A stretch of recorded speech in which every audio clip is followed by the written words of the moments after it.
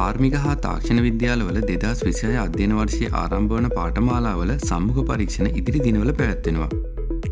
මෙම සම්මුඛ පරීක්ෂණයේදී අයදුම්කරුවන් ගැසට් පත්‍රයේ සඳහන් ඇතුළත් වීමේ සුදුසුකම් සපුරා ඇද්ද යන පරීක්ෂා කිරීම සිදු වෙනවා.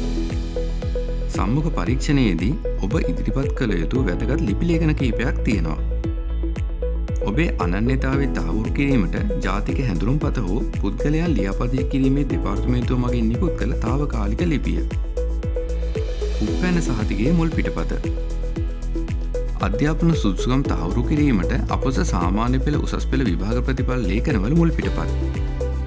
ඉල්ලුම කරන වෘත්තීය ශාස්ත්‍රයට අදාළ නිපුණතා සහතික හෝ එම නිපුණතාවය ලබාගත් ආයතනයේ නිකුත් කළ ලිපියක්. අදාළ ශාස්ත්‍රයේ පළපුරුද්ද ඉල්ලා සිටින අර්ධකාලීන පාඨමාලා සඳහා පමණක් සේවය කරන ආයතනයේ නිකුත් කළ සේවා සහතිකයක්. මේ ලිපි ලේඛන අනුපිළිවෙලට සකස් කරලා අවශ්‍ය වුණොත් සම්මුඛ පරීක්ෂණ මණ්ඩලයට ලබා දීමට සහතිකවල ෆොටෝකොපියක් වෙනම තියාගන්න. සුදුසුකම් පරීක්ෂා කිරීමෙන් පසු සහතිකවල මුල් පිටපත් නැවත ඔබට ලබා දෙනවා. සම්මුඛ පරීක්ෂණයට ඉදිරිපත් වන ඔබ ඊට සුදුසු ඇඳුමක් තෝරගන්න.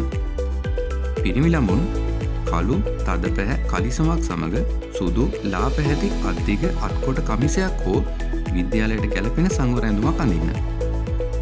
ගැහැණු ළමුන් කළු තද පැහැ කලිසමක් සායක් සමග සුදු ලා පැහැති අත්දිග අත්කොට බ්ලවුසයක් හෝ විද්‍යාලයට ගැලපෙන සංවර ඇඳුමක් අඳින්න.